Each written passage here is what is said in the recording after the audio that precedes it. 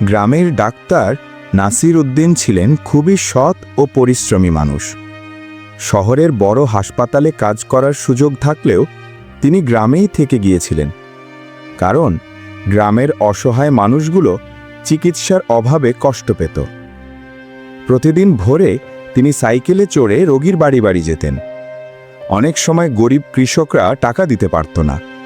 কেউ দিত এক ঝুড়ি ধান, কেউ দিত ডিম, কেউ বা শুধু দোয়া করত। নাসির কখনো কাউকে ফিরিয়ে দিতেন না।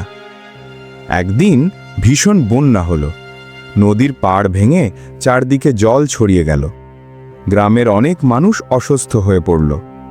ঝুঁকি জেনেও নাসির নৌকা নিয়ে ঘরে ঘরে গিয়ে ওষুধ পৌঁছে দিলেন। তার সেবায় অনেক প্রাণ বাঁচল। গ্রামের মানুষ তাকে শুধু ডাক্তার নয়, একজন অভিভাবক ভাবতে লাগল।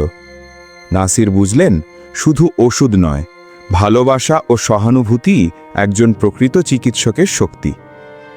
শিক্ষা: ডাক্তার হওয়া মানে শুধু চিকিৎসা নয়, মানুষের প্রতি দায়িত্ব ও সেবা দেওয়াই প্রকৃত মানবতা।